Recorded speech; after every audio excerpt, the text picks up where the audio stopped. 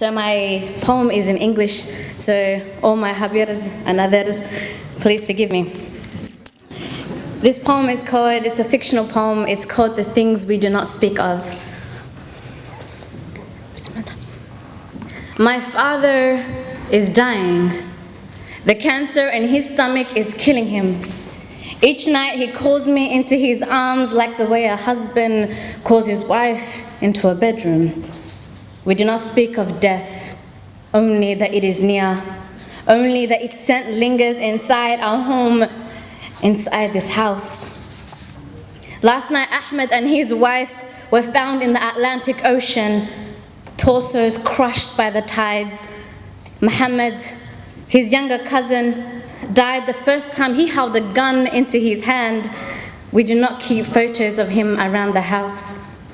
His eldest brother, Yusuf, was murdered in the local souk by a 14-year-old suicide bomber.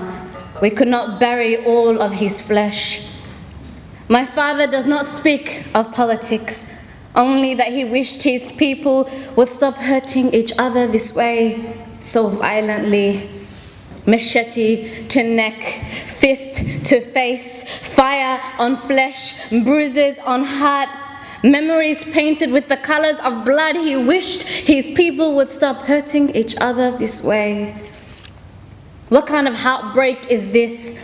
To watch your whole life collapse before your eyes, to see your country dismantle its bones into ash, to see your people run to the borders only to be swallowed by the black waves.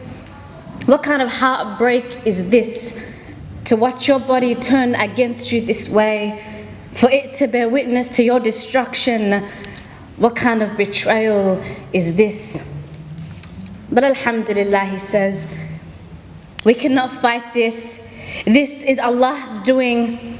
Perhaps this is how He makes men out of boys and women out of girls. Perhaps this is how we learn to trust the unseen and hope that paradise is our calling, for home is no longer home. My father is dying. The cancer in his stomach is killing him. But we do not speak often, for we are still learning how to crack the languages between us. And Masmali reminds him of home, broken, longing and hungry for togetherness. Tonight, underneath the blue-black skies, he counts down all the women he's loved before. Habiba, her eyes. Zubayda, her laugh.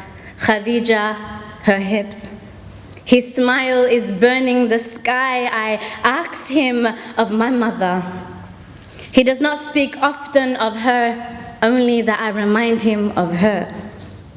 But tonight, underneath the blue-black sky, he is open. He's inking her memories into my skin. Perhaps this is how we keep people alive. He tells me of how he wears her fragrance to bed, of how he cannot sleep without calling her name to God, of how her laughter keeps him awake at night, of how he searches for her in every woman he meets, of how he cannot forget her. I wish he knew that he could not save her, that this is what the war does to us.